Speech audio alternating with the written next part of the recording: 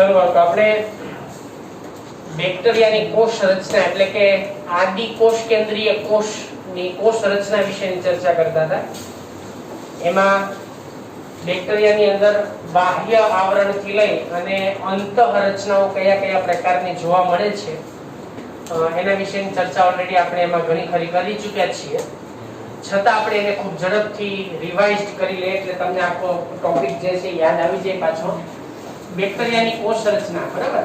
એટલે ટોપિક હતો આપણી પાસે આદિ કોષ કેન્દ્રીય કોષ. આદિ કોષ કેન્દ્રીય કોષ એટલે આની અંદર આપણે બેક્ટેરિયાનું ઉદાહરણ લીધું હતું. બાકી આદિ કોષ કેન્દ્રીય કોષમાં ઘણા બધા બાકીના અન્ય સજીવોનો પણ સમાવેશ થાય. જેમ કે બોલો, આદિ કોષ કેન્દ્રીય સજીવોમાં બીજા કોનો સમાવેશ થાય? મેં તમને લખાવ્યું નીલહરિત લીલ, PPLO. PPLO નું પૂરું નામ બોલો. પ્લુરોન્યુમોનિયા ઓર્ગેનિઝમ્સ. બરાબર? પછી આપણે કેટલીક આંકડાકીય માહિતી કોષોના કદ વિશેની ચર્ચા પણ કરી હતી. એ પણ તમે જાણતા હશો. અને તમે આંકડા બધા ખાસ એમાં યાદ રાખજો બાળકો. ઓબ્જેક્ટિવ પ્રશ્ન માટે એ આંકડાઓ બધા ખૂબ જ અગત્યના છે. હવે એના પછી આપણે બેક્ટેરિયાની જે કોષ રચના છે એની અંદર બહારથી અંદરના આવરણો જે છે બધા એના વિશેની ચર્ચા આપણે એમાં કરી હતી. તો બેક્ટેરિયાની કોષ રચનાની અંદર સૌથી પહેલા બેક્ટેરિયાની બહારની બાજુએ આપણને જે આવરણ જોવા મળે એને આપણે પ્રાવર કહેવાય. હવે પ્રાવર શેનું બનેલું છે? પ્રાવર શેનું બનેલું છે? કોષ દિવાલને બનેલું છે, બરાબર? પણ એ શેનું બનેલું છે? જિલેટિન યુક્ત પોલિસેકેરાઇડ. એ પોલિસેકેરાઇડ નું નામ ખરું કઈ? ગ્લાયકોકેલિક્સ. શું? ગ્લાયકોકેલિક્સ. ગ્લાયકોકેલિક્સ એ પોલિસેકેરાઇડ સબસ્ટન્સ છે, બરાબર? તો એ નું પ્રાવર બનેલું હોય જે મજબૂત કવચ છે, રક્ષણાત્મક કવચ છે બેક્ટેરિયાનું. બરાબર? એનું કાર્ય શું છે આપણે જાણીએ છીએ એટલે હું એમાં બહુ આગળ નથી જતો, તમે બધા જાણો છો. ચલો, પ્રાવરની નીચે એટલે કે જેના દ્વારા પ્રાવરનું નિર્માણ થયેલું છે એવી રચના એટલે એની કોષ દિવાલ. તમે બધા જાણો છો બાળકો કે બેક્ટેરિયાની કોષ દિવાલ શેની બનેલી છે? પેપ્ટિડોગ્લાયકન. આ સિવાય બીજા કયા કયા ઘટકો છે? એમિનો એસિડ છે, લિપોપ્રોટીન છે, પેપ્ટિડોગ્લાયકેન. આવા બધા ઘટકોની બનેલી છે. પેપ્ટિડોગ્લાયકેન ના પ્રમાણને આધારે ક્રિશ્ચિયન ગ્રામ નામના જે વૈજ્ઞાનિક છે એમણે બેક્ટેરિયાના બે પ્રકાર પાડ્યા હતા. એક જેને કહેવાય ગ્રામ પોઝિટિવ, ગ્રામ નેગેટિવ. ગ્રામ પોઝિટિવ બેક્ટેરિયા કોના દ્વારા અભિરંજિત થાય? Crystal wire. અને ગ્રામ નેગેટિવ બેક્ટેરિયા સેફ્રેનિન વડે અભિરંજિત થાય. આપણ યાદ રાખજો બાળકો, આપણો ઓબ્જેક્ટિવ પ્રશ્ન માટે એની અંદર આવા શબ્દ પણ પૂછી શકાય. ચલો, પછી આપણે એની અંદરના ભાગે આવેલું સ્તર, બરાબર, જેને આપણે કહીએ છે કોષ રસ સ્તર.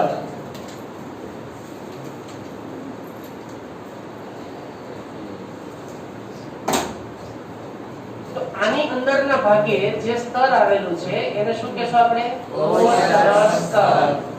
તો કોષ દિવાલની અંદરના ભાગે આપણને કોષ રસ સ્તર આવેલું જોવા મળે છે. આ કોષ રસ સ્તર અલગ અલગ પ્રકારના ઘટકોનું વર્ણન છે, જેમ કે ફોસ્ફોલિપિડ, લિપોપ્રોટીન, આવા જે બધા પોલિસેકેરાઇડ્સ. એટલે કે કોષ રસ સ્તરના બંધારણમાં મુખ્યત્વે ત્રણ ઘટકો હોય. એક હોય પોલિસેકેરાઇડ સબસ્ટન્સ મતલબ કે કાર્બોદિત પદાર્થો, બીજું હોય પ્રોટીન અને ત્રીજું હોય લિપિડ. બરાબર? લિપિડ જે છે, લિપોપ્રોટીન એટલે લિપિડ અને પ્રોટીન એ બંનેનો સમન્વય. લિપિડ જે છે એની અંદર એક ફોસ્ફોલિપિડ પ્રકારના લિપિડ હોય છે, બરાબર? ફોસ્ફોલિપિડ પ્રકારના લિપિડ્સ હોય છે. હવે એના પછી મેં તમને વાત કરી હતી અંદરના ભાગે એની અંદર ઉજળામય પ્રકારનો ડીએનએ જનિદ્રવ્ય આવેલું હોય. એમાં એક વધારાનો ગોળાકાર જનિદ્રવ્ય પણ આવેલું છે, પ્લાઝમિડ. પ્લાઝમિડના કાર્ય વિશે પણ તમે બધા જાણો છો. પ્લાઝમિડ એ બેક્ટેરિયાની અંદર એની બાહ્ય રચનાકીય જે કોઈ પણ બાબતો છે એનું નિયમન કરે છે. એની અંદર અલગ અલગ પ્રકારની પ્રતિજૈવિક દ્રવ્યો જે છે એની સામે પણ પ્રતિકારકતા આપવાનું કામ કરે છે. બાયોટેકનોલોજીમાં પણ આપણે જનીનો જે છે ઈચ્છિત જનીનોના વાહન તરીકે પણ વાહક તરીકે પણ અગત્યનું કામ કરે છે. ઓકે, એના પછી એની અંદરના ભાગે આવેલો જેમાં ઘણી બધી અલગ અલગ પ્રકારની પ્રક્રિયાઓ આપણને થાય એવો એક સ્નિગ્ધ ચિકાસ પડતો એક ઘટ્ટ પ્રવાહી જેને કહેવાય કોષ રસ. આ તમે જાણો છો જ્યાં અલગ અલગ પ્રકારની પ્રક્રિયાઓ જે છે એ પ્રક્રિયાઓ આપણને ત્યાં શક્ય સંભવ બનતી હોય છે, જેમાં પાણી હોય, અંગિકાઓ હોય, પણ આ અંગિકાઓ કોઈ હોય પાછી પટલ વિહીન અંગિકા હોય. કઈ અંગિકા હોય? પટલ વિહીન. એ પણ તમે બધા જાણો છો. આ સિવાય એમાં ખોરાક સંગ્રહિત કણો જે છે એ પણ એની અંદર આપણને આવેલા પુટિકા સ્વરૂપે જોવા મળતા હોય છે. બરાબર? અને બીજી વસ્તુ એમાં રિબોઝોમ્સ, એની જે કોષ દિવાલ હોય ને એ કોષ દિવાલ તરફ એમાં રિબોઝોમ્સ જે છે એ પણ આપણને સંકળાયેલા જોવા મળે છે. રિબોઝોમ્સ બાકીના પણ આપણને ઘટકો ખાસ એના કોષ રસ સ્તરમાંથી એક પ્રવર્ત જેવી રચનાનું નિર્માણ થાય છે. અને આ પ્રવર્ત જેવી રચના જેને કહેવાય મેસોઝોમ્સ. બરાબર? એને મેસોઝોમ્સ કહેવાય. હવે મેસોઝોમ્સ અલગ અલગ આકારના હોય. આપણે વાત કરી હતી ને કે મેસોઝોમ્સ ની અંદર ઘણી બધી મેસોઝોમ્સ જે છે કેવા હોય? પુટિકા સ્વરૂપે, અમુક કેવા હોય પટ્ટિકા સ્વરૂપે, અમુક કેવા હોય નલિકા. તો પટ્ટિકા, નલિકા, બરાબર, અને પુટિકા. પુટિકા એટલે પ્રવર્ત. તો એમાં જે અમુક પદાર્થો ખાસ કરીને ખોરાક સંગ્રહિત ઘટકો હોય અથવા તો અન્ય કોઈ એવા ઉત્સર્ગ ઘટકો હોય એ બધા આમાં ભરેલા હોય છે. શેમાં? મેસોઝોમ્સ.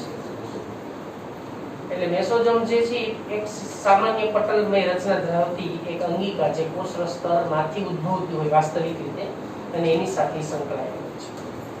અહીંયા સુધીની કંઈક આપણે ચર્ચા કરી. હા, બીજો આપણે તમને પણ વાત કરી કે એમાંથી પૂંછડીઓ ઉત્પન્ન થાય. ખબર છે ને? હા.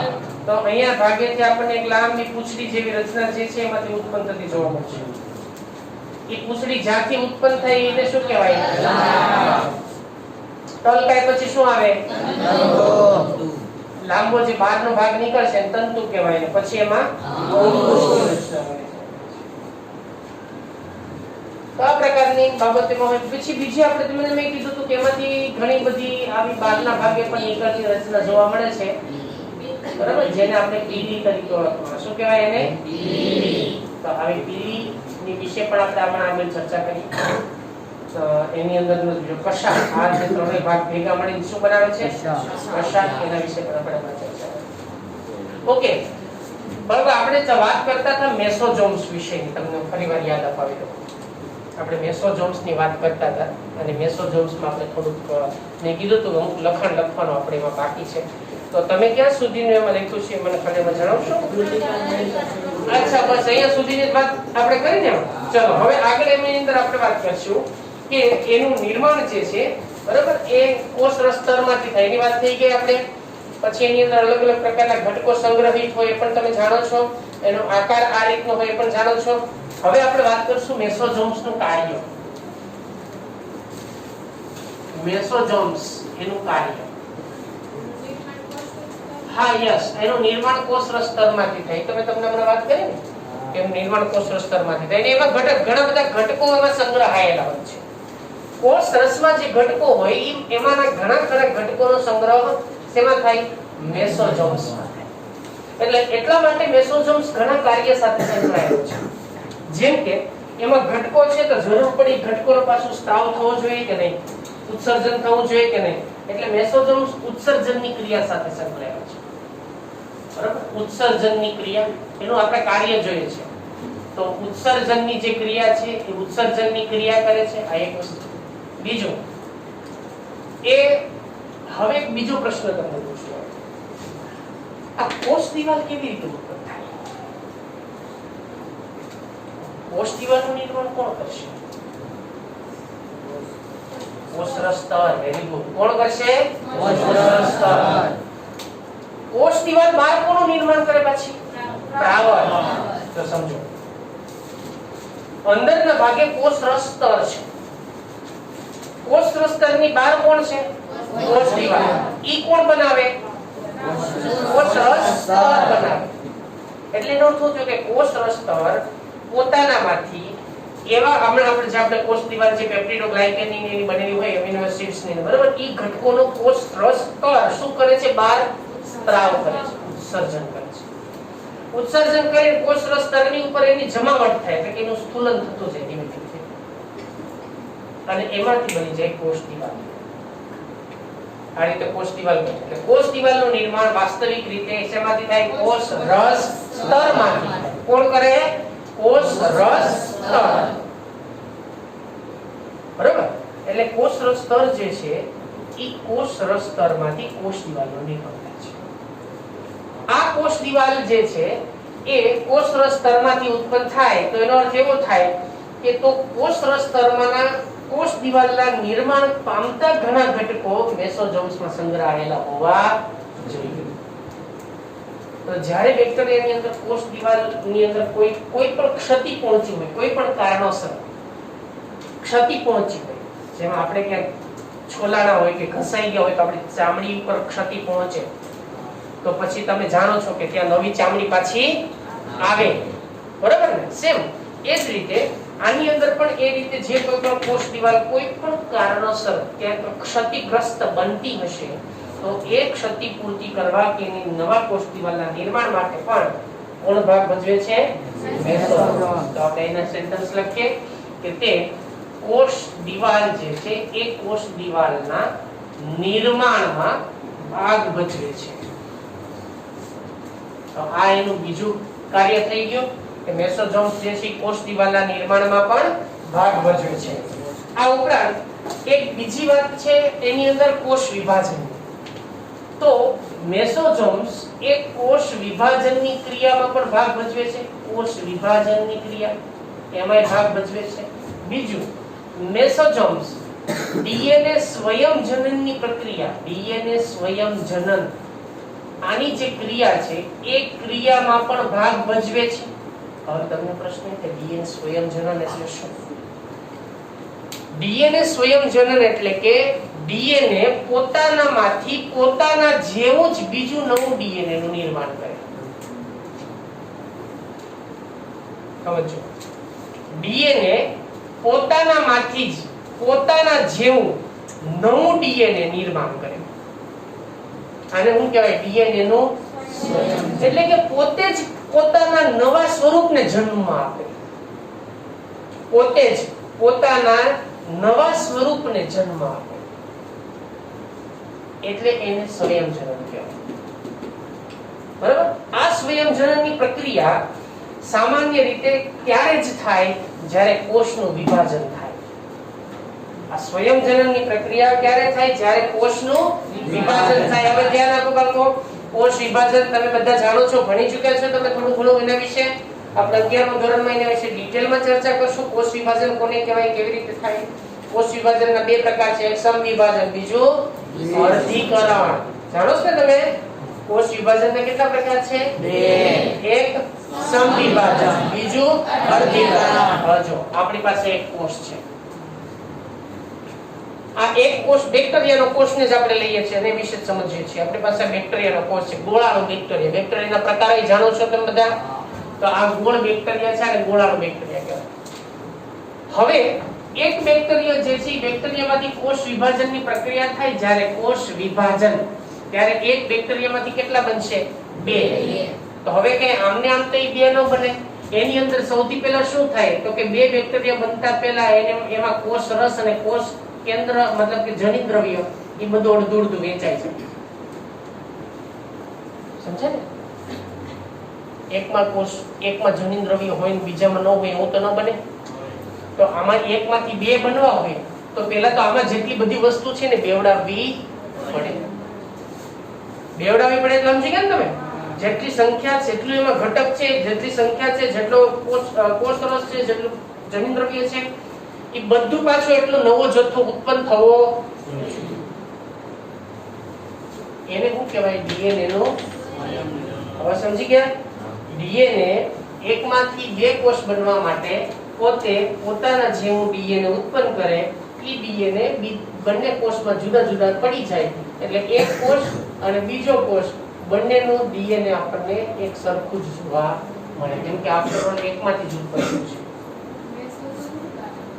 મેસોઝોમ્સ જે છે એ આ પ્રક્રિયાને પ્રેરે છે, કેમ કે મેસોઝોમ્સ નું કામ હમણાં મેં શું કીધું, કોષ વિભાજન છે.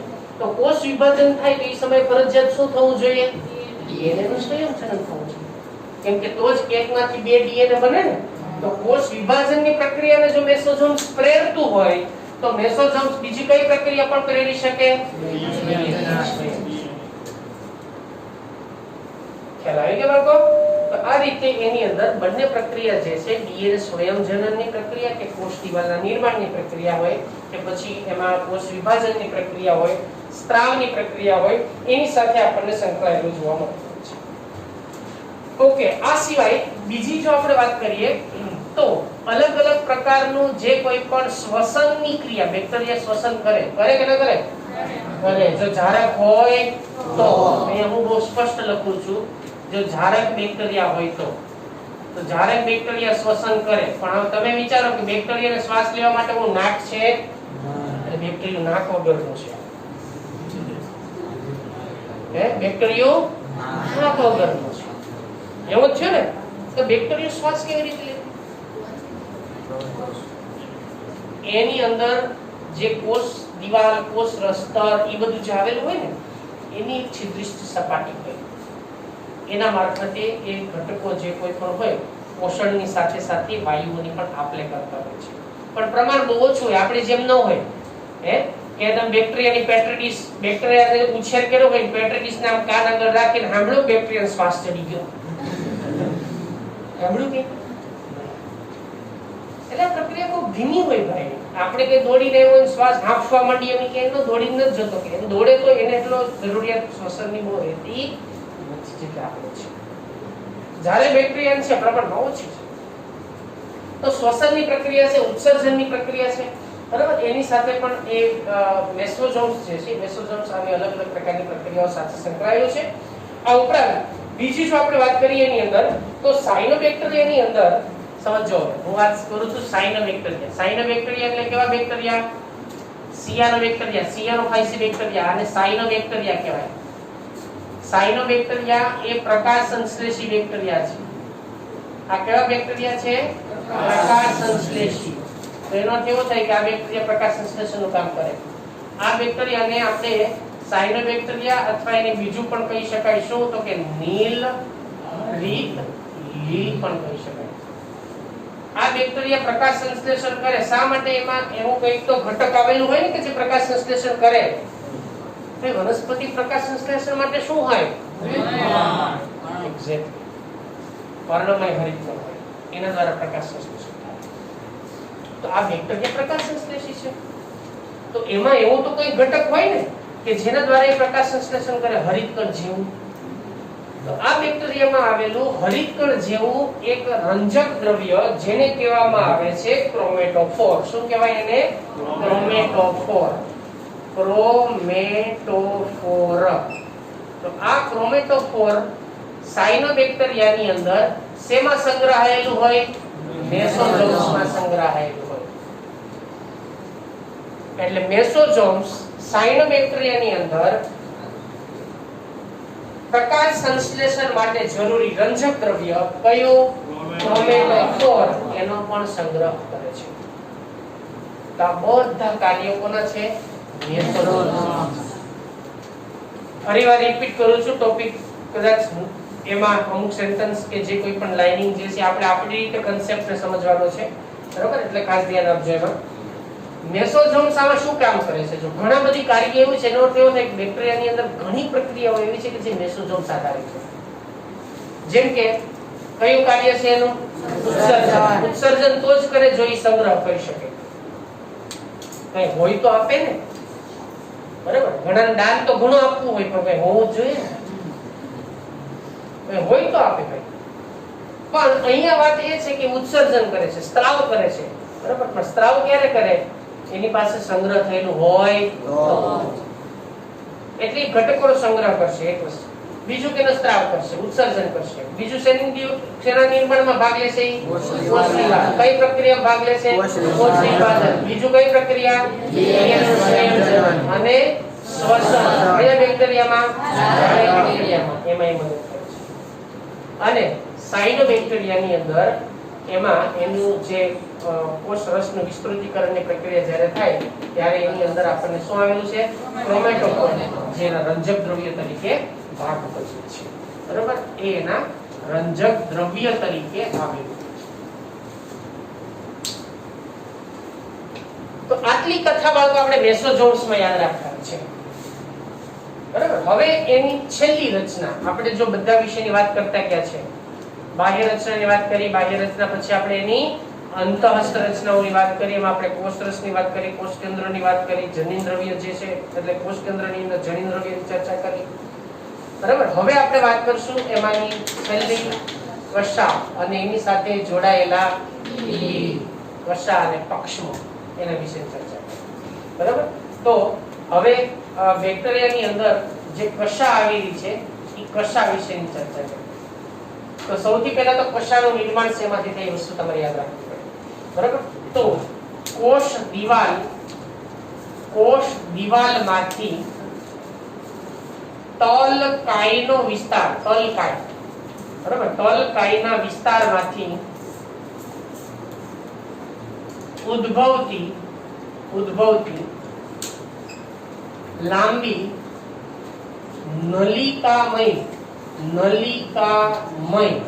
નલિકા જેવી, બરાબર, નલિકામય પાતળી રચનાને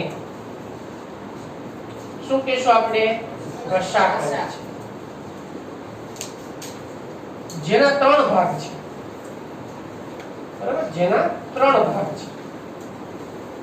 એક સૌથી નીચેનો ભાગ જે અહીંયા જોડાયેલો છે, બરાબર, એને આપણે શું કહેશું? તલકાય. તો એનો એક ભાગ જેને તલકાય કહેવાય. બરાબર? તલકાય પછીનું બહાર નીકળતી જે રચના છે એને શું કહેશું આપણે? તંતુ. એટલે બીજી રચના એમાંની જેને આપણે કહેશું તંતુ, જે લાંબી અને બહાર નીકળતી રચના છે. અને છેડાનો ભાગ એમાં આપણને જોવા મળે છે અંકુશ. તો હવે આ કશાનું કાર્ય શું છે?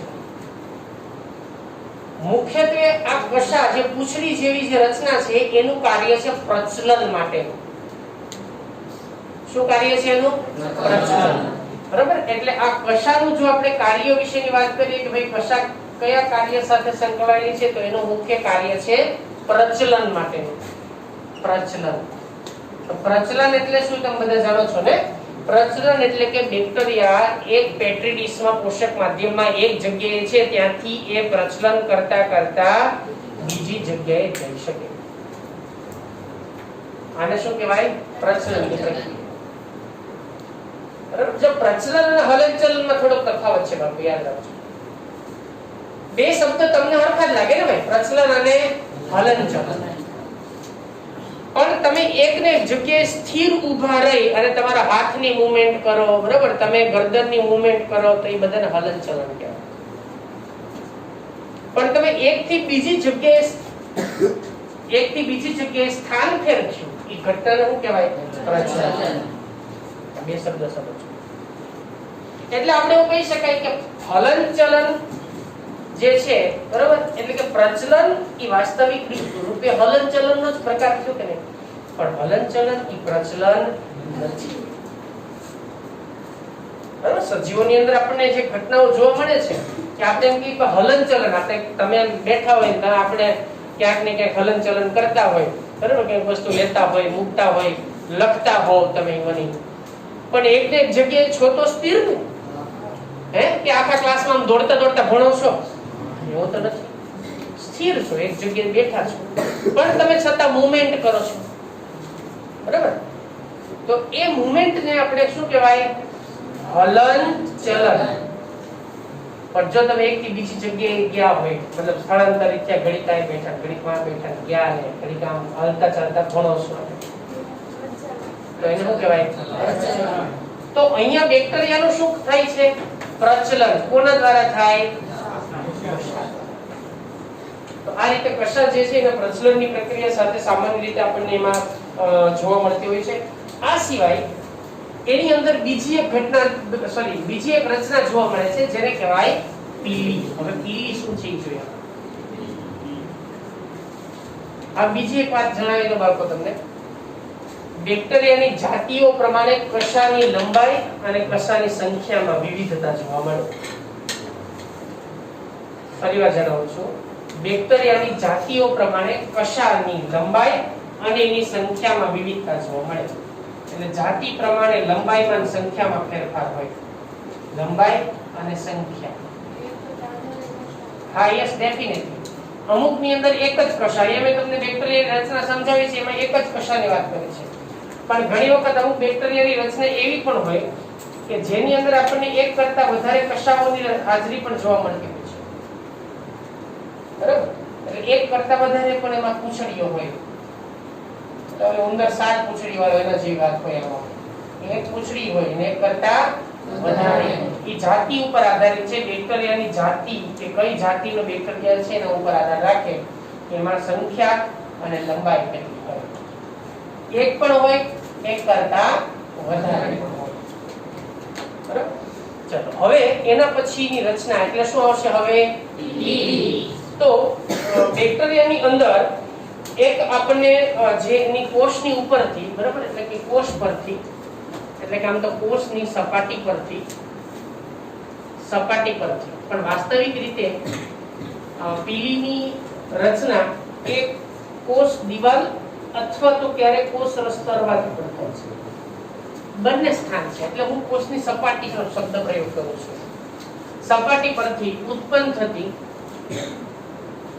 થતી નલિકામય, બરાબર, નલિકામય રચના ને પીલી કહે છે. અને આ પીલીનું કાર્ય શું છે? હવે બીજી વસ્તુ આવે. પીલી એ બે બેક્ટેરિયા જ્યારે લિંગી પ્રજનન માટે એકબીજાની નજીક આવશે. જો બેક્ટેરિયામાં લિંગી પ્રજનન છે ને એ ભાગ્યે જ થાય છે, પહેલી વસ્તુ. બાકી બેક્ટેરિયામાં મુખ્યત્વે જે થાય ને અલિંગી પ્રજનન છે. કયું પ્રજનન છે? અલિંગી. બેક્ટેરિયા જ્યારે લિંગી પ્રજનન માટે એકબીજાની નજીક આવશે ત્યારે બે બેક્ટેરિયા એકબીજાના સંપર્કમાં આવે. અને લિંગી પ્રજનન માટે બેક્ટેરિયાની અંદર કોઈ લિંગી પ્રજનન અંગો હોતા નથી, પણ એ પોતે લિંગી પ્રજનન માટે પોતાનું કોષ કેન્દ્ર અથવા તો કોષ રસ બીજા બેક્ટેરિયામાં દાખલ સ્થાપિત કરી દેશે અથવા તો એની અદલાબદલી કરશે ઘટકોની. ઘણી બધી રીતે થઈ શકે છે.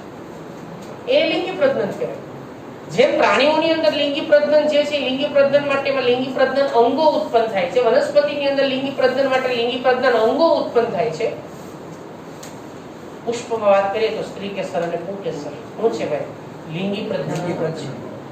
તો એવી રીતે બેક્ટેરિયાની અંદર કોઈ લિંગી પ્રજનન અંગો નથી ઉત્પન્ન થતા, પણ બેક્ટેરિયા પોતે એકબીજા બેક્ટેરિયાની સાથે કાં તો એ પોતાના જીવરસ એટલે કે કોષ રસની અદલાબદલી કરશે અથવા તો પોતાના કોષ કેન્દ્રને એમાં નાખી દાખલ કરી દેશે. આ સ્વરૂપે લિંગી પ્રજનન થાય છે. લિંગી પ્રજનન અંગો બેક્ટેરિયામાં હોતા નથી. બરાબર? તો એવી રીતે જ્યારે બેક્ટેરિયા લિંગી પ્રજનન માટે એકબીજાની નજીક આવે, બરાબર, એ સમયે એકબીજાને નજીક ઝોકડી રાખવાનું કામ. એટલે શું થશે કે એની પીલી છે ને એકબીજા મીંટળાઈ જશે. એક બેક્ટેરિયાની પીલી બીજા બેક્ટેરિયાની પીલીની સાથે આ દેખાય છે ને તમને તંતુમય રચનાઓ, એ જ્યારે બે બેક્ટેરિયા નજીક આવશે ત્યારે એકબીજાની પીલી એકબીજાના જોડાઈ જશે. એટલે બેક્ટેરિયા એકબીજાથી દૂર જઈ શકે.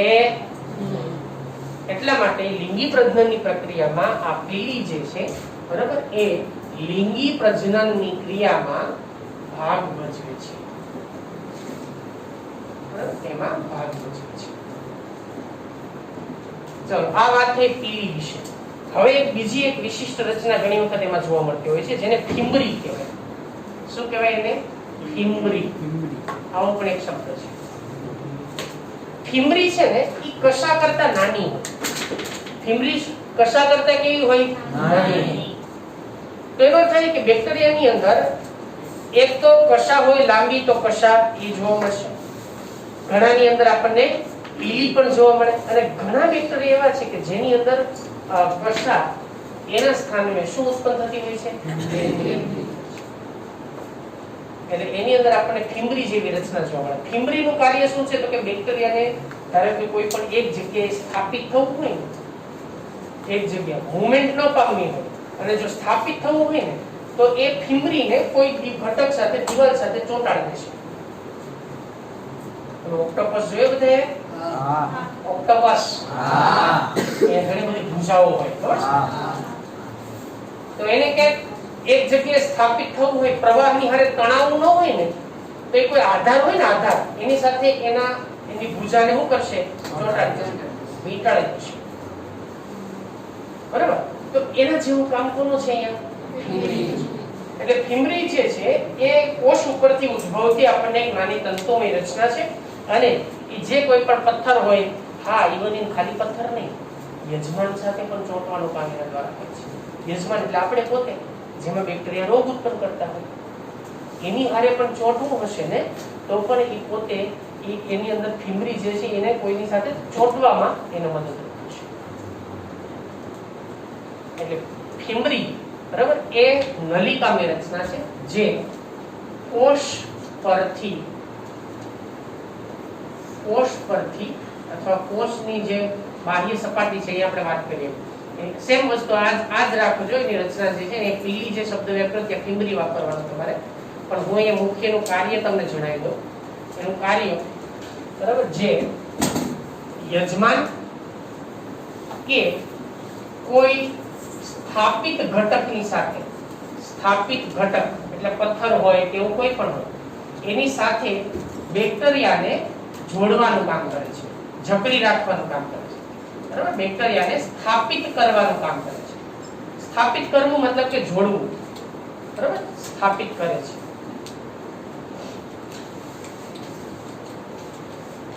તો બધા બાબતો જે છે એના વિશે તમને હવે ખ્યાલ આવે કે બેક્ટેરિયાની સંપૂર્ણ રચના જે છે આપણે એના વિશે અહીંયા વાત પૂરી કરી છે કે બેક્ટેરિયામાં કઈ કઈ પ્રકારની રચના આપણને જોવા મળશે. તો મેસોઝોમ્સ થી આપણે શરૂ કર્યું હતું કે મેસોઝોમ્સ પછી એની અંદર આપણને કશાની રચના જોવા મળે, કશા પછી આપણને માં પીલી અને ફિમ્બરી, આના જેવી રચના બધી આપણને એની અંદર જોવા મળશે. હવે બીજી વસ્તુ, બેક્ટેરિયાની અંદર આ સિવાય એમાં કેટલીક કણિકાઓ અને રિબોઝોમ્સ પણ જોવા મળે છે. હું કન્ટિન્યુઅસ એના વિશેની જ વાત, બેક્ટેરિયાની જ વાત આગળ વધારું છું. આદિકોષ કેન્દ્રીય કોષોની અંદર જ, બરાબર, કે બેક્ટેરિયામાં કેટલાક આપણને એમાં રિબોઝોમ્સ, એ રિબોઝોમ્સ જે છે કયા કયા આવેલા છે અને એમાં પુટિકાઓ કઈ કઈ જોવા મળે છે એના વિશેની વાત કરીએ. ચલો, સૌથી પહેલા તો રિબોઝોમ્સ એ બેક્ટેરિયામાં આવેલી પટલ વિહીન અંગિકા છે. મેં કાલે એના વિશે ચર્ચા કરી હતી. યાદ છે ને બાળકો? હા. હેલો, જાગો છો ને? હા. હું બધાને કહું છું, થોડાક સીધા બેસી જાઓ તો વ્યવસ્થિત કરોડરજ્જુ ટાઈટ કરી નાખો. હા, બે ઊંડા શ્વાસ લઈ લો. હજી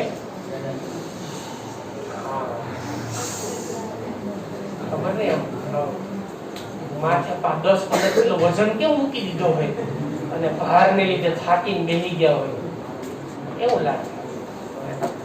ઓલવેઝ બી ફ્રેશ ભાઈ. આપણે ભણીએ છીએ થોડો કે ભાર ઉચકીએ, બરાબર ને? થોડોક આનંદ સાથે ભણો હોય. આ તો અમુક બેઠા બસ જેના મરાને મારીને કેમ બેહાડી દીધો હોય આગળ તેમ જ લાગે. એટલે થોડું ધ્યાન આપો અહીંયા અને બી એક્ટિવ, મગજથી થોડાક સક્રિય રહેજો. બીજાને હળી કરવામાં નહીં, મગજ છે અહીંયા સક્રિય રહેજો. તો રિબોઝોમ્સ એના વિશે આપણે આગળ વાત કરી છે કે રિબોઝોમ્સ જે છે એ બે પ્રકારના હોય. એક સુકોષ કેન્દ્રીય કોષમાં 80S પ્રકારના રિબોઝોમ્સ હોય અને આદિકોષ કેન્દ્રીય કોષમાં 70S પ્રકારના હોય. કયા? 70S. બરાબર? તો એના વિશે આપણે વાત કરવાની છે. 70S, આ S શું છે, 70 શું છે એ આપણે થોડું જાણવું પડશે ને એમાં. તો રિબોઝોમ્સ જે છે, બરાબર, આદિકોષ કેન્દ્રીય કોષમાં 70S પ્રકારના રિબોઝોમ હોય. 70S પ્રકારના રિબોઝોમ્સ આવેલા હોય.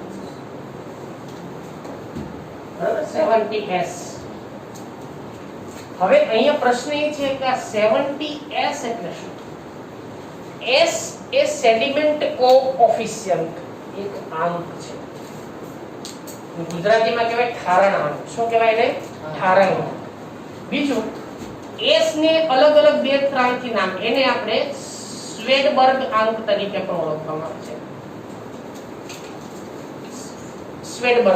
સ્વેડબર્ગ આંક પણ કહેવાય છે. વૈજ્ઞાનિકના નામના આધારે આપ્યું છે સ્વેડબર્ગ. બરાબર. બીજું એને આપણે સેડિમેન્ટ કોએફિશિયન્ટ આવું પણ કહેવાય, અને ગુજરાતીમાં કહેવાય ઠારણ આંક. યાદ રાખજો. બરાબર. શું કહેવાય ગુજરાતીમાં? આપણે એને ઠારણ આંક, એને ઠારણ આંક તરીકે પણ ઓળખવામાં આવે છે. ચલો, હવે આ 70S પ્રકારના જે રિબોઝોમ્સ છે, એ 70S રિબોઝોમ્સ બે સબ યુનિટ એટલે કે પેટા એકમોના બનેલા છે. બે પેટા એકમોના બનેલા છે. હવે રિબોઝોમ્સની રચનાને સમજીએ આપણે. રિબોઝોમની રચનામાં બે ગોળાકાર રચના હોય, એક મોટો સબ યુનિટ હોય, બીજો એક એમાં નાનો સબ યુનિટ હોય. આવા બે સબ યુનિટ આવા હોય રિબોઝોમ્સ.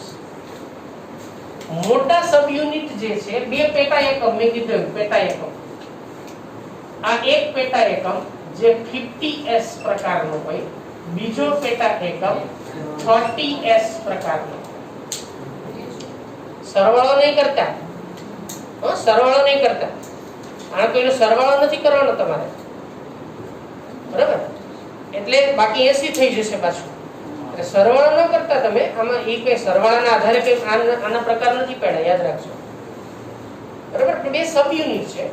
એક સબ યુનિટ જે 50S 50S નો, અને બીજો સબ યુનિટ 30S એટલે કે 30S નો છે.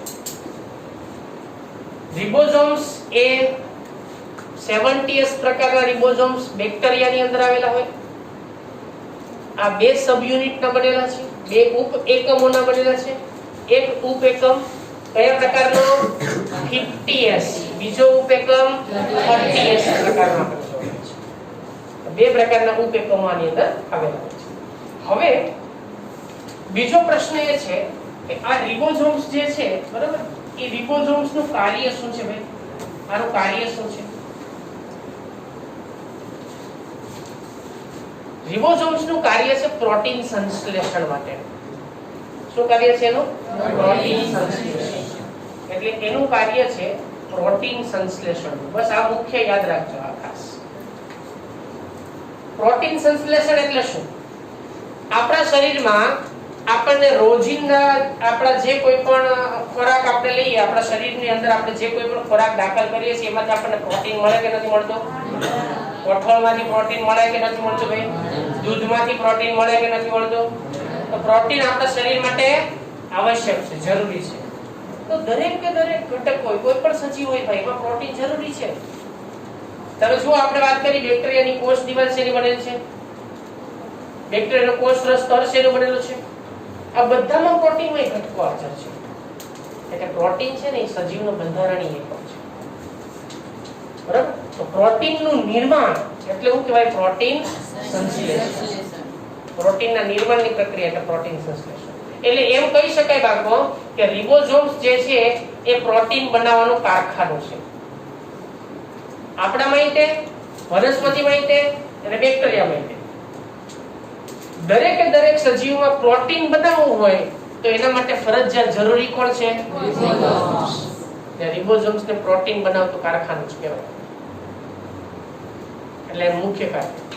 હવે એક બીજો શબ્દ એની અંદર આપણે સમજીએ, બરાબર, કે પોલિઝોમ્સ એટલે શું?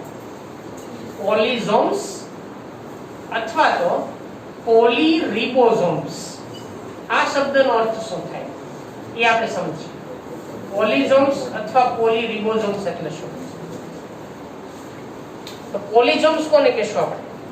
એક કરતા વધારે રિબોઝોમ્સ. હા, બરાબર, એક કરતા વધારે રિબોઝોમ્સ. પણ કોના ઉપર? mRNA ઉપર. Very good. તો mRNA ઉપર mRNA શું છે તમને ખ્યાલ છે? RNA શું છે ખબર છે તમને? ઈ નથી તમે જાણતા તો આપણે ત્યાંથી શરૂઆત કરીએ. DNA શું છે ઈ ખબર છે તમને? DNA પૂરું નામ બોલો. ભાઈ બધા DNA પૂરું નામ બોલો. હજી ઘણા તો નથી આવડતું. નથી આવડતું ને? Deoxy ribose nucleic acid. Deoxy ribose nucleic acid. આ કોનું નામ છે? DNA. સેમ DNA જેવું જ બીજું જનીન દ્રવ્ય એટલે કોણ? RNA. RNA પૂરું નામ બોલો બાળકો. ઓલામાંથી ડિઓક્સી કાઢ નાખો ખાલી. DNA પૂરું નામ શું? Deoxy ribose nucleic acid. આમાંથી ડિઓક્સી કાઢ નાખો. RNA એટલે કોણ? Ribose nucleic acid. આ બંને જે છે એ બંને શું છે? જનીન દ્રવ્ય. સમજાવે? એટલે RNA બરાબર એના ત્રણ પ્રકાર છે. એમાંનો એક પ્રકાર એટલે mRNA. mRNA જેની રચના મેં અહીંયા તમને દર્શાવી છે. mRNA ની અંદર આમ આ રીતની અલગ અલગ પ્રકારના નાઇટ્રોજન બેઝ આપણે આના વિશે આગળ ચર્ચા કરશું. અત્યારે બહુ ટેન્શન ન લેતા, ડોન્ટ વરી. આ અત્યારે તમને બહુ નહીં ટપો પડે પણ કઈ સમજાવું છું. આ mRNA ની રચના મેં દોરી છે. mRNA ની રચનાની અંદર અહીંયા T ને U, A U G C G G C A C C G A U G U U આ બધી રચના હોય. આ જે મેં બધા ABCD લખીશ ને એને નાઇટ્રોજન બેઝ કહેવાય. શું કહેવાય? Nitrogen base. મેં કીધું હમણાં ચિંતા કરતા જ નહીં. આના વિશે આખું ચેપ્ટર આપણે જોશું. 12મા ધોરણમાં આના વિશે ખૂબ ડિટેલમાં ચર્ચાઓ કરશું. આને નાઇટ્રોજન બેઝ કહેવાય. બસ આટલું યાદ રાખો ખાલી. આ mRNA થિયરી મેં આને શું કહેવાય? mRNA. જેમ DNA ની રચના તમે જાણો છો ને આ રીતે ખબર છે ને એવી રીતે આ અક્ષરની રચના છે mRNA ની રચના છે. કોની રચના છે? mRNA. તો mRNA ઉપર અહીંયા એક રિબોસોમ્સ આવેલો છે. ધારો કે ચાલો આ mRNA જે છે એના ઉપર અહીંયા એક રિબોસોમ આવેલો છે. mRNA ઉપર અહીંયા બીજો રિબોસોમ આવેલો છે. બરાબર? mRNA ઉપર અહીંયા ત્રીજો રિબોસોમ આવેલો છે. તો આ એક જ mRNA ઉપર એક કરતા વધારે રિબોસોમ્સ આવેલા છે જેને શું કહેવાય? પોલિસોમ્સ અથવા પોલીરિબોસોમ્સ. કમ્પ્લીટ? બધાને પોલિસોમ્સ એટલે શું ખ્યાલ આવી ગયો? એક mRNA ઉપર હું રિપીટ કરું છું, ફરીવાર ધ્યાન આપજો ભાઈ. બરાબર? એક mRNA ઉપર mRNA પર એક કરતા શું આવેલું હોય? વધુ રિબોસોમ્સ આવેલા હોય. વધુ રિબોસોમ્સ આવેલા હોય તો તેને એટલે આખા સમૂહને બરાબર શું કહેવાય આપણે? પોલિસોમ્સ અથવા પોલીરિબોસોમ્સ કહે છે.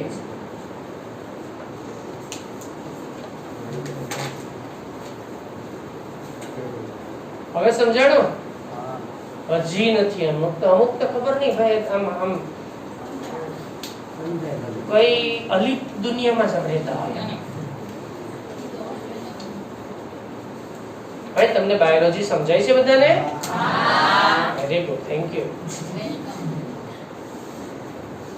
તો પોલિસોમ્સ પણ સમજાઈ ગયું હશે તમને?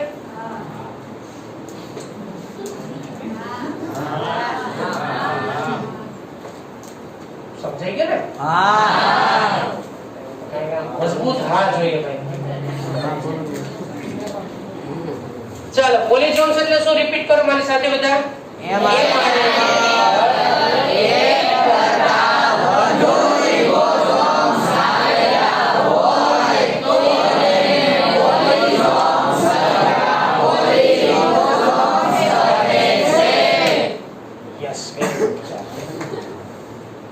ખ્યાલ આવી ગયો બધાને? એમ રાખવાની.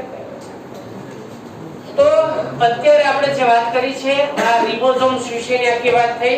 હવે એમાંનો બેક્ટેરિયાની અંદરનો છેલ્લો જેને કહેવાય સૂક્ષ્મ કણિકાઓ એ હું તમને સમજાવું છું. પહેલા તમે લખી લો. ચાલો, આકૃતિ દોરવી જરૂરી નથી. ચાલો હવે બેક્ટેરિયા અથવા તો આદિકોષ કેન્દ્રીય કોષની અંદરનો એક લાસ્ટ ટોપિક જેને આપણે એમાં સૂક્ષ્મકાય તરીકે ઓળખીએ છીએ. સૂક્ષ્મકાય અથવા એને સૂક્ષ્મ કણિકાઓ પણ કહેવામાં આવે છે. બરાબર, સૂક્ષ્મ કણિકાઓ તરીકે પણ ઓળખવામાં આવે છે. એ રચના વિશેની વાત. તો સૂક્ષ્મકાય એટલે શું? સૂક્ષ્મકાય એટલે કે બેક્ટેરિયાના કોષ રસની અંદર, બેક્ટેરિયાના કોષ રસમાં ખોરાક સંગ્રહિત નાની નાની પુટિકા જેવી રચના જોવા મળે છે. બેક્ટેરિયાના કોષ રસમાં ખોરાક સંગ્રહિત આવૃત નાની પુટિકા જેવી રચના. બરાબર, એ નાની પુટિકા જેવી ખોરાક સંગ્રહિત રચનાને શું કહેવાય? સૂક્ષ્મકાય. એટલે સૂક્ષ્મકાય એટલે બેક્ટેરિયાના કોષ રસમાં આવૃત નાની ગોલિકા અથવા તો નાની ગોળાકાર જે પુટિકા જેવી રચના છે એને સૂક્ષ્મકાય કહેવાય. આ સૂક્ષ્મકાયમાં જે ખોરાકનો જે પ્રકારનો ખોરાકનો સંગ્રહ થયો હોય ને એવું નામ આપવામાં આવે.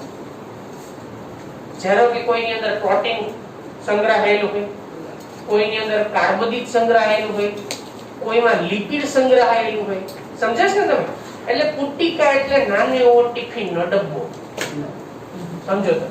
પુટિકા એટલે શું? એનો નાનો ટિફિનનો બોક્સ. બરાબર, જે ક્યાં હોય? કોષ રસમાં. કેમ કે ખોરાક સંગ્રહિત કણો ક્યાં આવેલા હોય? કોષ રસમાં આવેલા હોય. તો કોષ એનો જે આખો કોષ છે જે કોષ રસની અંદર આવેલી ખોરાક સંગ્રહિત આવૃત રચના યુક્ત જે પુટિકા જેવી રચના જોવા મળે એને સૂક્ષ્મકાય તરીકે ઓળખી શકાય. આ સૂક્ષ્મકાયમાં જે પ્રકારનો ખોરાક સંગ્રહ હોય એ પ્રકારે એને નામ આપવામાં આવે છે. એટલે પુટિકા એટલે શું ખ્યાલ આવી ગયો? પુટિકા એટલે કે આદિકોષ કેન્દ્રીય કોષના કોષ રસમાં આવેલ આરક્ષિત દ્રવ્યયુક્ત રચનાને, આરક્ષિત દ્રવ્યયુક્ત રચનાને, બરાબર, એટલે યાદ રાખજો. એટલે કે કોષ રસમાં આવેલ આરક્ષિત દ્રવ્યયુક્ત રચનાને, આરક્ષિત એટલે રક્ષાયેલી બહાર, બરાબર, આરક્ષિત દ્રવ્યયુક્ત રચનાને પુટિકા મતલબ સૂક્ષ્મકાય કહે છે. સૂક્ષ્મકાય કહે છે જે ખોરાક સંગ્રહિત ગોળાકાર આવરણયુક્ત એટલે કે પટલમય આવરણયુક્ત પુટિકા જેવી રચના છે. પુટિકા જેવી રચના છે જેને કણિકા કહે છે. સૂક્ષ્મકાય અથવા સૂક્ષ્મ કણિકાઓ કહે છે. બરાબર, જેને સૂક્ષ્મ કણિકાઓ પણ કહે છે. કણિકાઓ પણ કહે છે. હવે આમાં ખોરાકનો સંગ્રહ કયા સ્વરૂપે થયેલો હોય ને એના આધારે કણિકાનું નામ આપવામાં આવે. ઉદાહરણ તરીકે એમાં ધારો કે ફોસ્ફેટની કણિકા છે, ગ્લાયકોજનની કણિકા છે, સિયાનોફાઇસિન કણિકા છે. કણિકા અલગ અલગ પ્રકારની છે. જો ધારો કે કોઈની અંદર ફોસ્ફેટ એટલે ફોસ્ફરસ અને એની સાથે કેટલાક ફોસ્ફેટ યુક્ત ઘટકો એમાં ભરેલા હોય એને ફોસ્ફેટ કણિકા કહેવાય. ફોસ્ફેટ કણિકા. કેટલાકની અંદર ગ્લાયકોજન સ્વરૂપે ખોરાકનો સંગ્રહ થયેલો હોય. ગ્લાયકોજન પોલિસેકેરાઇડ છે, બરાબર, એને ગ્લાયકોજનની કણિકા કહેવાય. સિયાનોફાઇસી બેક્ટેરિયા, સાયનોબેક્ટેરિયા કીધું ને આપણે, અને સિયાનોફાઇસી બેક્ટેરિયા કહેવાય. એની અંદર ખોરાક સિયાનોફાઇસિન સ્વરૂપે સંગ્રહાયેલો હોય તો એને આપણે સિયાનોફાઇસિન કણિકા કહેવાય છે. એટલે એટલે બાળકો આવી કણિકાઓ અલગ અલગ પ્રકારની હોય કે જે કયા પ્રકારે ખોરાકનો સંગ્રહ થયેલો છે એના આધારે કણિકાઓનો પ્રકાર જે છે પાડવામાં આવતો હોય છે.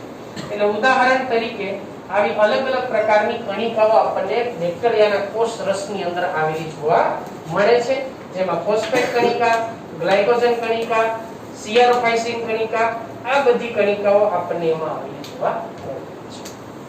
તો આમ કણિકા એટલે કે નાની પુટ્ટિકામય રચના, જે ખોરાક સંગ્રહિત રચના આવૃત સ્વરૂપે પણ હોય, ઘણા બધા ઉત્સર્ગ દ્રવ્યો પણ ઘણી વખત એમાં સંગ્રહાયેલા આપણને જોવા મળતા હોય છે. તો અહીંયા આપણે આદિ કોષ કેન્દ્રીય કોષ બેક્ટેરિયા, બરાબર, એના વિશેની સંપૂર્ણ બધી જ માહિતી જે છે મેં તમને આપી દીધી છે. આ ટોપિક વિશે અહીં આપણે વાત કરીએ. આગળ હમણાં આપણે સુકોષ કેન્દ્રીય કોષની વાત કરીશું.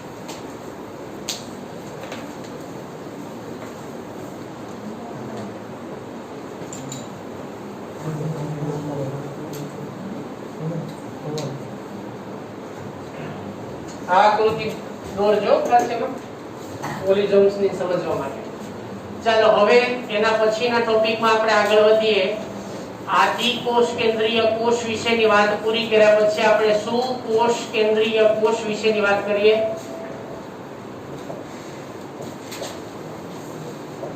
સુકોષ કેન્દ્રીય કોષ જેને આપણે યુકેરિયોટિક સેલ તરીકે ઓળખીએ છીએ.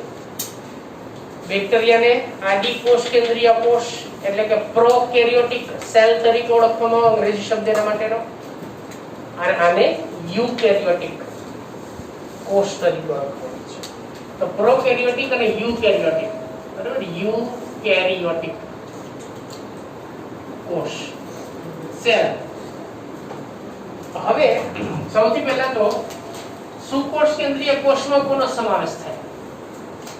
તો સૌથી પહેલા પ્રોટિસ્ટા, બરાબર. પ્રોટિસ્ટામાં અલગ અલગ ઘણા બધા સજીવો એવા છે કે જે એકકોષીય સુકોષ કેન્દ્રીય સજીવો છે. એકકોષીય સુકોષ કેન્દ્રીય સજીવો એટલે કોણ? પ્રોટિસ્ટા, બરાબર. આના વિશે આપણે વાત કરીશું આગળના લેસન નંબર 2 ની અંદર. બીજું છે એની અંદર વનસ્પતિ, પ્રાણીઓ એટલે પ્રાણી કોષ, વનસ્પતિ કોષ, બરાબર, અને ફૂગ, લીલ, દ્વિઅંગી, ત્રિઅંગી, એ બધી વનસ્પતિમાં આવેલી છે. તો વનસ્પતિ છે, પ્રોટિસ્ટા છે, પ્રાણી છે, ફૂગ છે વગેરે નો સમાવેશ શેમાં કરી શકાય? આપણે સુકોષ કેન્દ્રીય કોષમાં કરવામાં આવે છે. શા માટે? શા માટે સુકોષ કેન્દ્રીય કોષ કહેવાય? તેનું કારણ શું છે? તો એની અંદર કોષ કેન્દ્ર, બરાબર, કોષ કેન્દ્ર પટલ હાજર હોય. એનો અર્થ એ થાય કે કોષ કેન્દ્ર સુવિકસિત હોય. એનો અર્થ એવો થયો ને, શું? કોષ કેન્દ્ર સુવિકસિત હોય, સુવિકસિત છે એમાં. બીજું તો કે એમાં બધી જ પટલમય અંગિકાઓની હાજરી છે. બધી જ પટલમય અંગિકા, બરાબર, અથવા તો પટલમય અંગિકાઓ હાજર એમ પણ કહી શકાય. એની હાજરી હોય એની અંદર. કોષ વિકસિત હોય. તો કોષ કેન્દ્ર સંપૂર્ણ વિકસિત છે, એની ફરતે આવરણ પણ છે, જે કોષ કેન્દ્ર પટલ કહેવાય. આપણે કોષ રસની અંદર પટલમય અંગિકાઓ જે છે બધી હાજર છે, બરાબર. આ સિવાય બીજી જો આપણે વાત કરીએ તો તેમાં જે પ્રચલન માટેના, પ્રચલન એટલે હલનચલન, પ્રચલનની વાત હમણાં મેં તમને કરી. પ્રચલન માટેના વિકસિત એકમો આવેલા હોય, ખાસ કરીને પ્રાણીઓમાં. યાદ રાખજો, પ્રાણીઓમાં જ આપણે વાત કરીએ છીએ મોટા ભાગે આ એકમોની. પ્રાણીઓમાં વનસ્પતિ કે હલનચલન એટલે કે એકથી બીજી જગ્યાએ પ્રચલન કે દોડીને ભાગી જતી નથી. આપણા ઘર આંગણે કે વાડીમાં ઉછેરેલો કે છોડ હોય તો બીજે દિવસે બીજા ખેતરમાં ભાગી જતો નથી, બરાબર. એટલે વનસ્પતિ રીતે કે પ્રજનનમાં ભાગ લેતી નથી. હા, વનસ્પતિના બીજ એકથી બીજી જગ્યાએ જાય, વિકિરણ પામે ત્યારે પરાગરજ જાય, બરાબર. એ બધી વાત જુદી છે. પણ એ સ્વયં રીતે વનસ્પતિ ક્યારેય પ્રચલન કરતી નથી. કુદરતી રીતે જે વાત એના અંગોની પ્રચલન થતું હોય વાત જોડી છે. એટલે એમાં પ્રચલન માટેના વિવિધ એકમો આવેલા છે. બીજું કે તેમાં આનુવંશિક દ્રવ્ય તરીકે, બરાબર, આનુવંશિક દ્રવ્ય જે છે એમાં આનુવંશિક દ્રવ્ય અથવા તો આનુવંશિક ઘટક તરીકે રંગસૂત્રો હોય. આનુવંશિક ઘટકો તરીકે, ઘટક તરીકે એમાં શું આવેલું છે? રંગસૂત્રની હાજરી જોવા મળે છે. રંગસૂત્ર હોય. આ બધા જે લાક્ષણિકતાઓ છે ને એ સુકોષ કેન્દ્રીય કોષની વિશિષ્ટતાઓ છે. Yes, definitely. વનસ્પતિમાં રંગસૂત્ર હોય, પ્રાણીઓમાં રંગસૂત્ર હોય, બરાબર. એટલે રંગસૂત્ર વનસ્પતિમાં પણ હોય, પ્રાણીઓમાં પણ. કેમ કે કોષ કેન્દ્ર બંનેમાં વિકસિત પ્રકારનું જોવા મળે છે. એટલે રંગસૂત્ર જે છે એ વનસ્પતિમાં અને પ્રાણીઓમાં બધામાં જ રંગસૂત્ર આવેલા હોય છે. તો આવી રીતે આ બધા એના લક્ષણો છે એ તમે જાણો છો. હવે તફાવતની દ્રષ્ટિએ આપણે બે બાબતોમાં તફાવત આપણે જોશું. કોના કયા કોષ વચ્ચે? વનસ્પતિ કોષ અને પ્રાણી કોષ. બંનેની આકૃતિ તમે જાણો છો. હું અહીંયા આકૃતિ દોરતો નથી. તમારી ટેક્સ્ટબુક ની અંદર આકૃતિ ઓલરેડી જે આપેલી છે, બરાબર. આકૃતિ ક્યાંય તમારે દોરવાની પૂછાતી નથી. ડોન્ટ વરી કે ભાઈ પ્રાણી કોષની આકૃતિ દોરો, વનસ્પતિ કોષની આકૃતિ દોરો, એવું કે આવતો નથી. તમને એમાં આપેલા ભાગો વિશે માહિતી હોવી જોઈએ. આ સૌથી અગત્યની વસ્તુ, બરાબર. તમને જે આકૃતિમાં ભાગ દર્શાવેલા છે એના વિશે તમને માહિતી હોવી જોઈએ. અંગિકાઓ બધી આવેલી હોય, બધા વિશે પણ તમને ખ્યાલ હોવો જોઈએ, બરાબર. ચાલો હવે પ્રાણી કોષ અને વનસ્પતિ કોષ જે છે એના તફાવત વિશેની આપણે એમાં ચર્ચા કરીએ કે વનસ્પતિ કોષ અને પ્રાણી કોષ જે છે કોને કહેશું આપણે, અને એની અંદર બંને વચ્ચે શું તફાવત આપણને જોવા મળે છે, બરાબર. એના વિશેની આપણે વાત કરીએ. આમ તો આ તફાવત તમે આગળના વર્ષોમાં ઓલરેડી ભણી ચૂક્યા છો કે વનસ્પતિ, અને મેં તમને શરૂઆતમાં થોડી વાત એના વિશેની કરી હતી કોષની અંદર જ્યારે આપણે વાત કરી ત્યારે. તો સૌથી પહેલા આપણે એમાં વનસ્પતિ કોષ વિશેની વાત કરી, બરાબર. અને એની સાપેક્ષમાં આપણે અહીંયા પ્રાણી કોષ વિશેની ચર્ચા કરી. હવે જો બાળકો, સૌથી પહેલી વસ્તુ, વનસ્પતિમાં કોષ દિવાલની હાજરી હોય ને, બરાબર. વનસ્પતિમાં કોષ દિવાલ એ હાજર છે. જો આકૃતિમાં જુઓ છે ને હાજર. પ્રાણી કોષમાં કોષ દિવાલ હોય નહીં. પ્રાણી કોષમાં કોષ દિવાલ ગેરહાજર. તો કોષ દિવાલ પ્રાણી કોષમાં ન હોય તો પ્રાણી કોષમાં આવરણ તરીકે શું આવેલું છે? જુઓ, કોષ રસ પટલ. Very good. શું આવેલું છે? કોષ રસ પટલ. બીજી આપણે જો વાત કરીએ ભાઈ, તો વનસ્પતિમાં હરિતકણ, વનસ્પતિમાં હરિતકણ હાજર હોય ને, બરાબર. શું પ્રાણી કોષમાં હોય? તો પ્રાણી કોષમાં હરિતકણ શું હોય? તો આમાં હરિતકણ ગેરહાજર છે. હવે જો વનસ્પતિ કોષમાં હરિતકણ છે આપેલો? આની અંદર હરિતકણ હોતો નથી.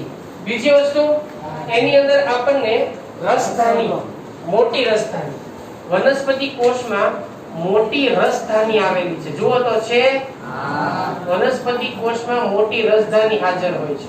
હવે જુઓ તો પ્રાણી કોષમાં રસધાની છે નહીં.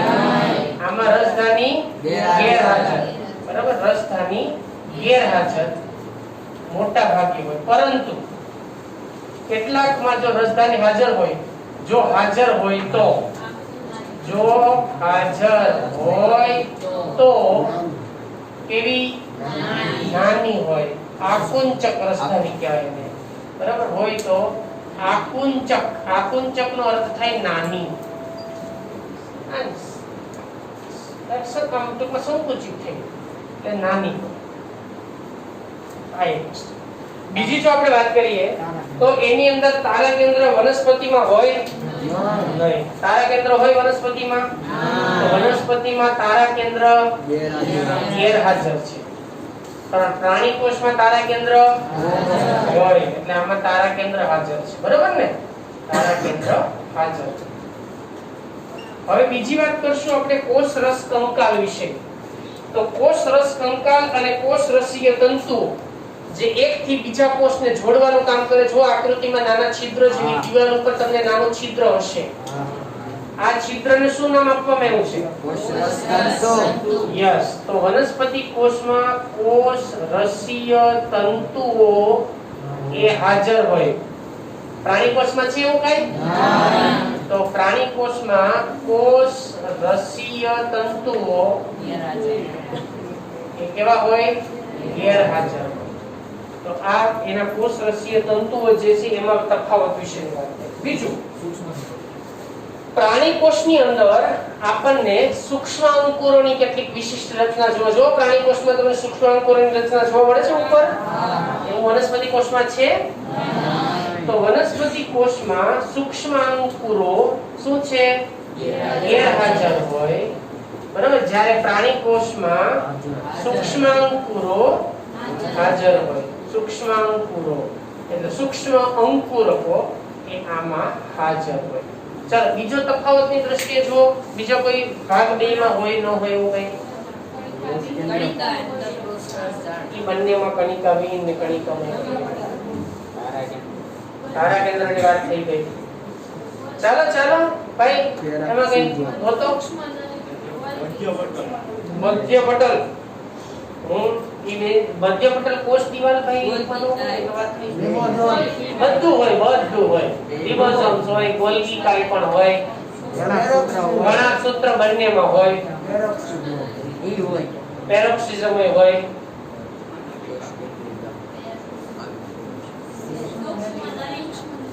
સૂક્ષ્મ નલિકા શેમાં હોય? વનસ્પતિ કોષમાં. પ્રાણી કોષમાં ગેરહાજર. Okay very good. ચલો સૂક્ષ્મ નલિકાની વાત કરી નાખીએ આપણે. તો વનસ્પતિ કોષમાં સૂક્ષ્મ નલિકાઓ ગેરહાજર કે હાજર? હાજર. શેમાં ગેરહાજર? સૂક્ષ્મ નલિકાઓ ગેરહાજર. ચલો રેડી? હજી જુઓ, હજી કઈક મેળવો મળે તો જો. પણ બાકીની બધી જ અંગિકા ભાઈ જો સમજો. કોષરસ સ્તર તો કે બંનેમાં છે.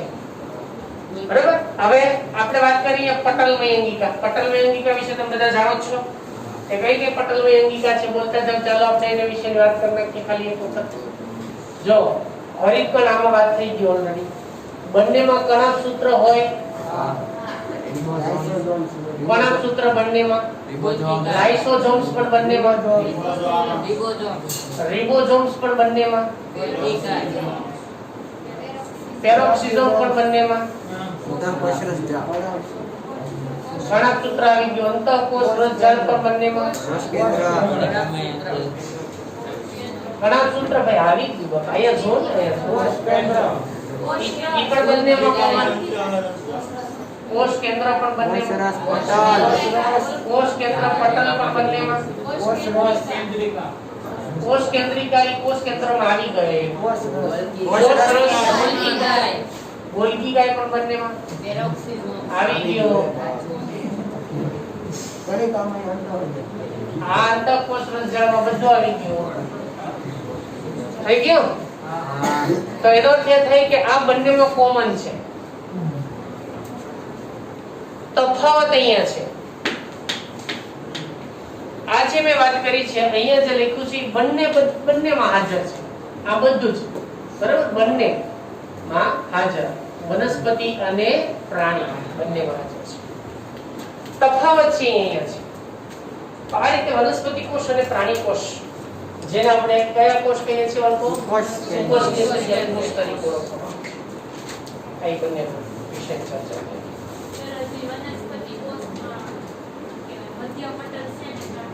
પણ એમાં એવું છે બેન કે પ્રાણી કોષમાં મધ્ય પટલ કોનો ભાગ છે?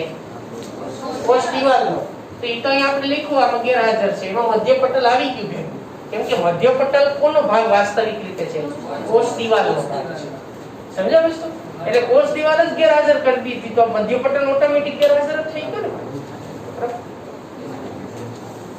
તો આ સુકોષ કેન્દ્રીય કોષ વિશેની ચર્ચા આપણે અહીંયા પૂર્ણ કરીએ છીએ.